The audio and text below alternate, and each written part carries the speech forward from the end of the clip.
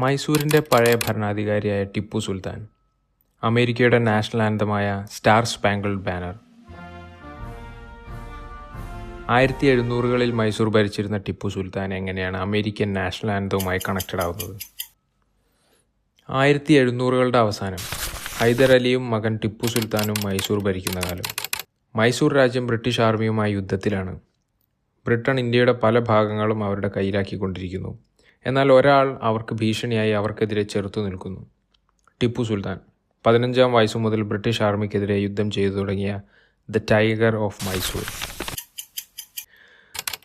1780 September 10 ടിപ്പുവിൻ്റെ പട്ടാളം പൊള്ളിലൂർ വച്ച്, ഇന്നത്തെ കാഞ്ചീപുരത്ത് വച്ച് ബ്രിട്ടീഷ് പട്ടാളവുമായി ഏറ്റുമുട്ടുന്നു. അന്ന് ടിപ്പുവിൻ്റെ പട പൊള്ളിലൂരിൽ ബ്രിട്ടീഷ് പട്ടാളത്തിന് കനത്ത തോൽവിയാണ് നൽകിയത്.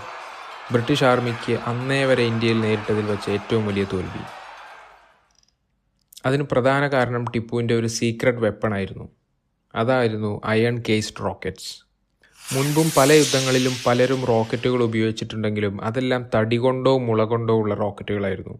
ടിപ്പുവാണ് ആദ്യമായി അയൺ കേസിംഗ് ഉള്ള റോക്കറ്റുകൾ യുദ്ധത്തിന് ഉപയോഗിക്കുന്നത്. അയൺ കേസിംഗ് ആയതുകൊണ്ട് തന്നെ ഈ റോക്കറ്റുകളുടെ റേഞ്ചും ആക്യുറസിയും കൂടുതലായിരുന്നു. ഈ റോക്കറ്റുകൾ ഉപയോഗിക്കാൻ ടിപ്പുവിൻ്റെ പട്ടാളത്തിൽ കുഷൂൺസ് എന്ന് വിളിക്കുന്ന ഒരു പ്രത്യേക സെക്ഷൻ റോക്കറ്റിയേഴ്സ് തന്നെ ഉണ്ടായിരുന്നു. 1799 ശ്രീരംഗപട്ടണം, 4ാമത് ആംഗ്ലോ മൈസൂർ വാർ. ബ്രിട്ടീഷ് പട്ടാളം മൈസൂർ തലസ്ഥാനമായ ശ്രീരംഗപട്ടണം വളയുന്നു. ബ്രിട്ടീഷ് പട്ടാളത്തെ നയിക്കുന്നത് സർ ഡേവിഡ് ബേഡ്. 20 വർഷം മുൻപ് മൈസൂർ പട്ടാളം തടവിലാക്കിയ ബ്രിട്ടീഷ് ട്രൂപ്പിലുണ്ടായിരുന്ന ആളാണ് ഡേവിഡ് ബേഡ്. 4 വർഷം ടിപ്പുവിൻ്റെ തടവിലായിരുന്ന ഡേവിഡ് ബേഡ് വിട്ടയക്കപ്പെട്ടതിന് ശേഷം ബ്രിട്ടീഷ് ആർമിയിൽ പ്രൊമോട്ട് ചെയ്യപ്പെടുന്നു. അയാളുടെ നേതൃത്വത്തിൽ ബ്രിട്ടീഷ് ആർമി 1 മാസത്തോളം ശ്രീരംഗപട്ടണത്തെ വളയുന്നു. അതായിരുന്നു ടിപ്പുവിൻ്റെ അവസാനത്തെ യുദ്ധം.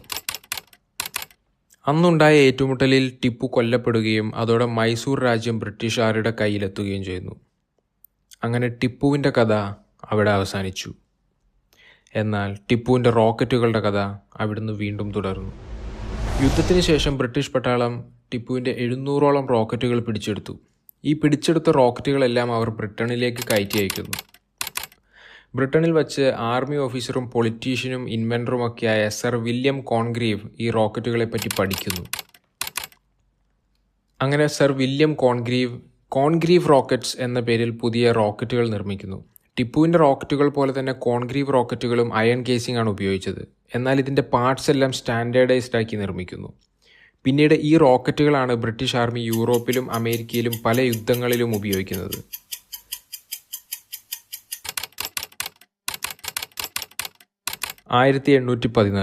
ബ്രിട്ടൻ യുണൈറ്റഡ് സ്റ്റേറ്റ്സ് വാർ. ബ്രിട്ടൻ മറ്റൊരു യുദ്ധത്തിലാണ്. ഇത്തവണ ഇന്ത്യയിലല്ല, അമേരിക്കയിൽ. അവരുടെ തന്നെ പഴയ കോളനികളുമായിട്ടാണ് യുദ്ധം. The war of 1812. 1814 September Britain അവരുടെ ഷിപ്പുകൾ ഉപയോഗിച്ച് അമേരിക്കയിലെ ബോൾട്ടിമോറിലുള്ള ഫോർട്ട് മക്ഹെൻറി അറ്റാക്ക് ചെയ്തുകൊണ്ടിരിക്കുകയാണ്. ബ്രിട്ടീഷ് ഷിപ്പുകളിൽ നിന്ന് തുടരെ കോൺഗ്രീവ് റോക്കറ്റുകൾ അയച്ചുകൊണ്ടിരുന്നത് 25 മണിക്കൂറുകളാണ്. ഇതേ സമയം ഈ ആക്രമണം ദൂരെ മറ്റൊരു കപ്പലിൽ നിന്ന് കണ്ടുകൊണ്ടിരിക്കുകയായിരുന്ന അമേരിക്കൻ ലോയറായ ഫ്രാൻസിസ് കീ സ്കോട്ട്. രാത്രി മുഴുവൻ നീണ്ടുനിന്ന അറ്റാക്കിന് ശേഷം ഫോർട്ട് മക്ഹെൻറി തകർക്കാൻ കഴിയാതെ ബ്രിട്ടീഷ് ഫോഴ്സ് പിൻവാങ്ങുകയാണ് ഉണ്ടായത്. എന്നാൽ എന്താണ് സംഭവിച്ചത് എന്ന് ഫ്രാൻസിസിനും മറ്റു കാഴ്ചക്കാർക്കും മനസ്സിലാവുന്നത് സൂര്യൻ ഉദിച്ചു വരുന്ന സമയത്ത് ഫോർട്ടിൻ്റെ മുകളിൽ ഇപ്പോഴും പറന്നുകൊണ്ടിരിക്കുന്ന അമേരിക്കയുടെ ദേശീയ പതാകയായ സ്റ്റാർ സ്പാങ്കിൾഡ് ബാനർ കാണുമ്പോഴാണ്. ഒരു ദിവസം മുഴുവനും തീതുപ്പുന്ന റോക്കറ്റുകളുടെ പ്രഹരമേറ്റിട്ടും പറന്നുകൊണ്ടിരിക്കുന്ന ആ പതാക ഫ്രാൻസിസിനെ വല്ലാതെ ഇൻസ്പയർ ചെയ്യുന്നു. ആ ഇമോഷനിൽ അദ്ദേഹം ആ സംഭവത്തെ ഉൾക്കൊള്ളിച്ചുകൊണ്ട് ഒരു കവിത എഴുതി, the defence of Fort McHenry. അന്ന് ഫ്രാൻസിസ് എഴുതിയ ആ കവിതയിൽ അന്നത്തെ റോക്കറ്റുകളെപ്പറ്റി എഴുതിയ വരിയാണ്, and the rockets red glare, the bombs bursting in air, gave proof through the night that our flag was still there. ഈ കവിത പിന്നീട് വളരെ പ്രശസ്തമാവുകയും അമേരിക്കയുടെ ചെറുത്തുനിൽപ്പിൻ്റെ ഒരു അടയാളമായി മാറുകയും ചെയ്തു. ഇൻഡിപെൻഡൻസ് ഡേ പോലെയുള്ള ദിവസങ്ങളിൽ ആളുകൾ ഈ കവിത പാടാനും ആഘോഷിക്കാനും തുടങ്ങി. പിന്നീട് കവിതയുടെ പേര് മാറി സ്റ്റാർ സ്പാങ്കിൾഡ് ബാനർ എന്നായി. അങ്ങനെ 1931 അമേരിക്കൻ പ്രസിഡന്റ് ഹെർബർട്ട് ഹൂവർ ഈ കവിത ദേശീയ ഗാനമായി പ്രഖ്യാപിച്ചു.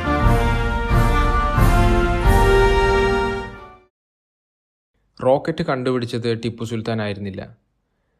എന്നാൽ വെറും പടക്കങ്ങളിൽ നിന്ന് അതിനെ ശക്തമായൊരു ആയുധമാക്കി മാറ്റിയെടുത്തത് ടിപ്പുവായിരുന്നു. ബ്രിട്ടീഷുകാരെ വിറപ്പിച്ച, കടൽ കടന്നു ചെന്ന് ലോകം മുഴുവൻ തീ തുപ്പിയ ടിപ്പുവിൻ്റെ റോക്കറ്റുകൾ.